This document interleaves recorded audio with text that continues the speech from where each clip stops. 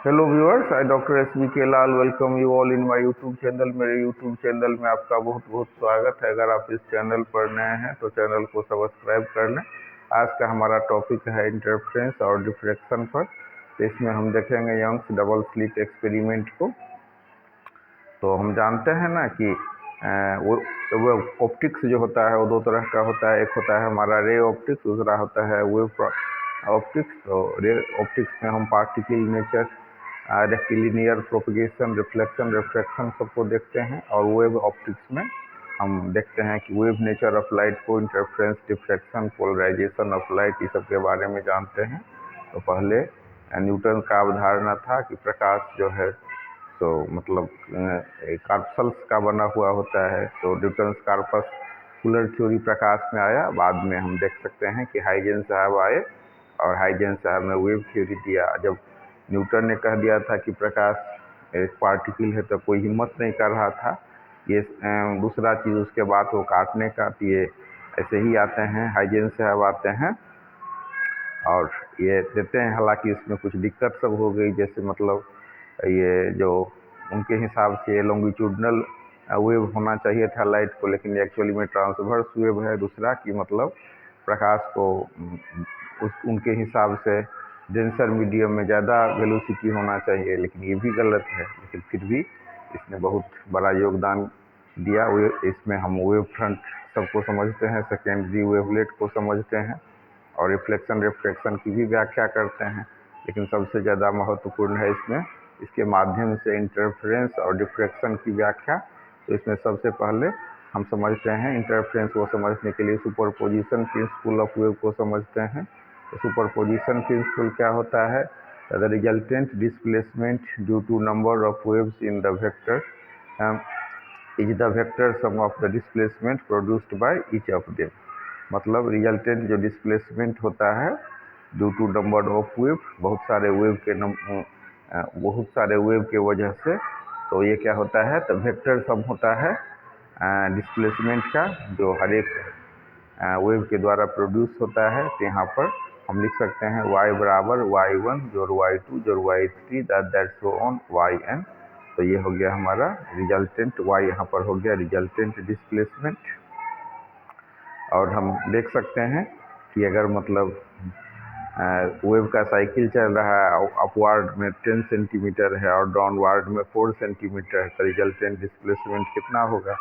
मतलब 6 सेंटीमीटर होगा। क्या करेंगे? 10-4, तो इसको हम लिखेंगे रिजल्टेंट डिस्प्लेसमेंट 6 सेंटीमीटर अपवार्ड। अब इसको समझ लेने के बाद, सुपरपोजिशन प्रिंसिपल को समझने के बाद, अब हम इंटरफ्रेंस को समझेंगे। इंटरफ्रेंस क्या होता है?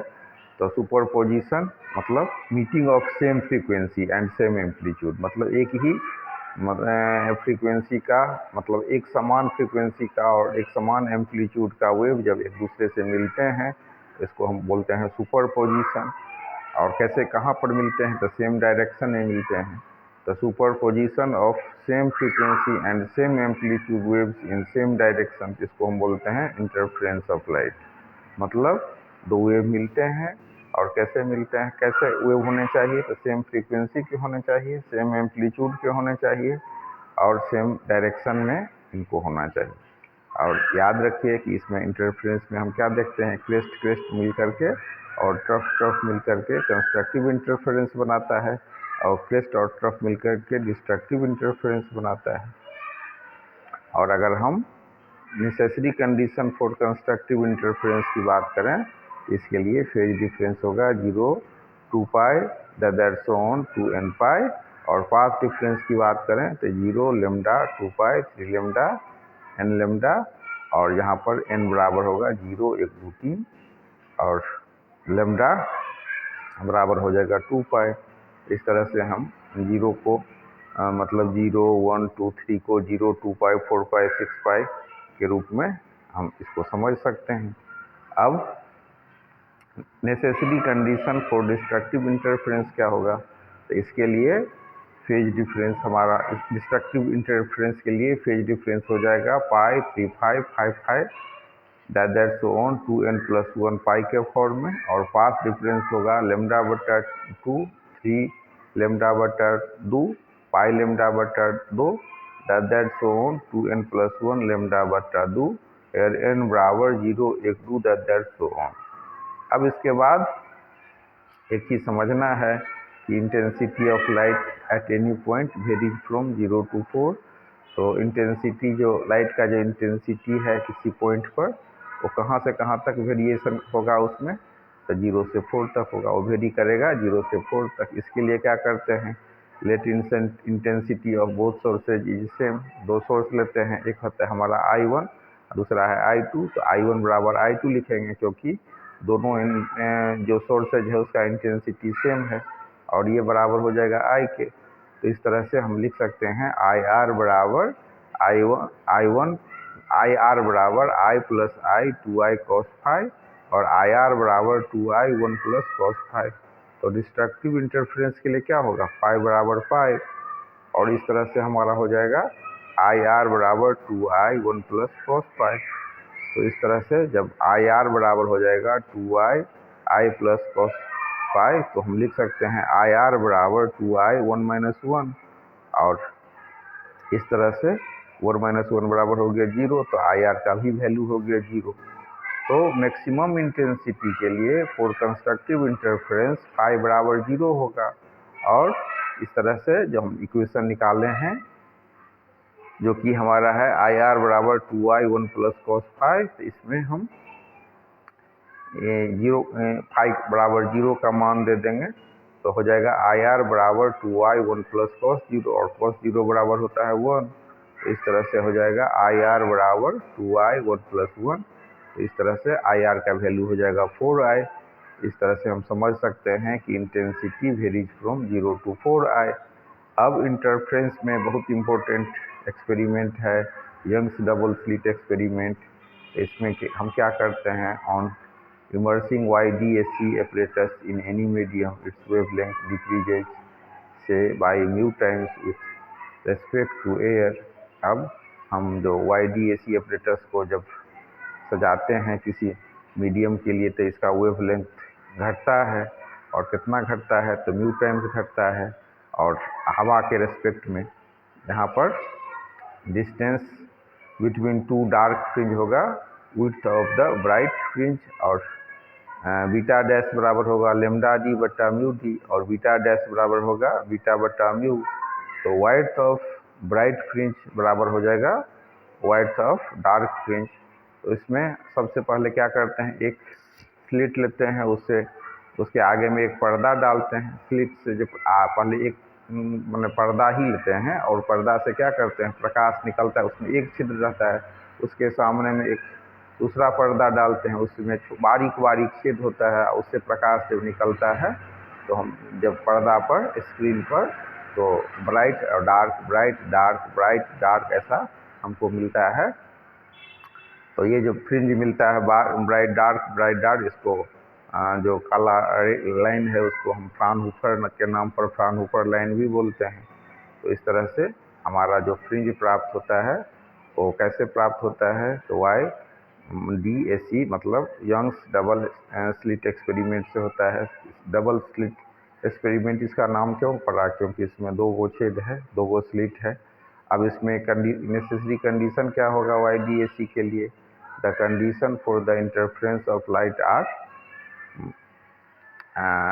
Under an interference the source of light should be monochromatic.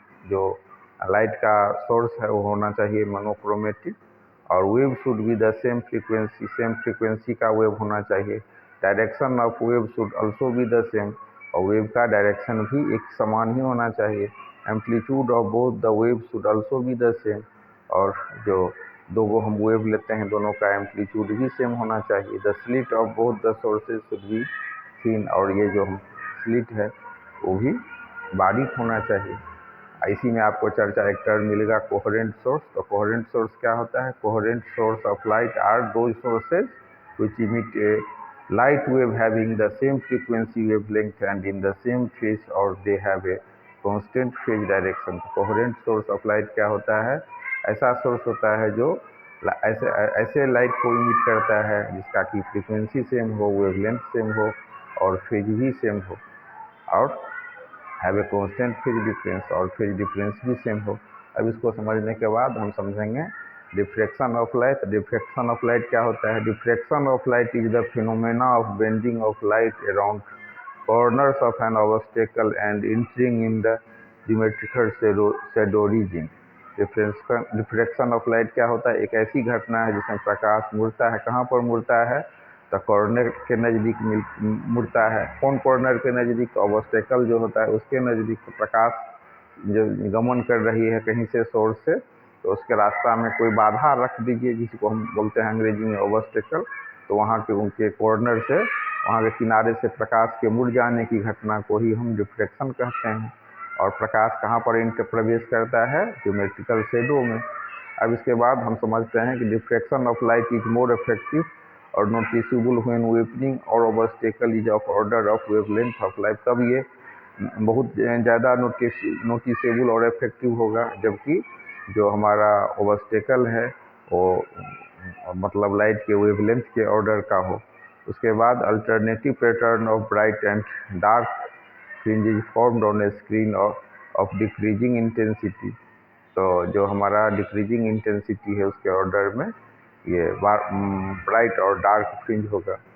Central fringe is brightest of all, और बीच में आप देख सकते हैं कि सबसे ज़्यादा ब्राइटेस्ट फ्रिंज प्राप्त होगा। इस तरह से हम इसको समझ सकते हैं। और इसमें YDAC में हम देख सकते हैं कि 3 λ/2 माइनस λ/2 ऐसे करके डिक्रीज होता जा रहा है। और लीनियर विड्थ की बात करेंगे तो हो जाएगा थीटा बराबर λ/a एंड टेन थीटा बराबर हो जाएगा हमारा x/d। तो इस तरह से थीटा बराबर x/d हो गया और x/d बराबर λ/a। तो इस तरह से x का मान हम निकालेंगे λd/a। और total linear width of A central maxima की बात करेंगे तो ये हो जाएगा 2x λd/a। तो बेसिकली हम इस वीडियो के माध्यम से डिफ्रैक्शन को समझे और बहुत इम्पोर्टेंट है, और उसको एकदम हम सिंपल में समझाने का कोशिश किए हैं कि डिफ्रैक्शन ऑफ लाइट क्या होता है। तो प्रकाश के मुड़ने की घटना है कहाँ पर? तो ऑब्स्टेकल के नज़दीक से, ऑब्स्टेकल के किनारे से। और प्रकाश की किरणें जब मुड़ती हैं तो प्रवेश करती हैं ज्योमेट्रिकल शैडो में। और सबसे ज़्यादा इफेक्टिव और नोटिसेबल ये कब होता है? जब ऑब्स्टेकल हो वेवलेंथ ऑफ लाइट के ऑर्डर का, और alternative pattern of bright and dark fringe is formed on A screen of decreasing intensity. जो लाइट फ्रिंज का जो इंटेंसिटी वो घटते हुए जाता है। Alternative pattern of bright and dark fringe is formed on A screen of decreasing intensity. और उसके बाद सबसे सेंट्रल में जो फ्रिंज होगा वो ब्राइटेस्ट ऑफ ऑल होगा। तो इस तरह से हम इसको समझ सकते हैं, सिंपल भाषा में समझ सकते हैं। तो इसमें इंटेंसिटी का मतलब होता है कि एक वेव का दूसरे पर प्रत्यारोपण और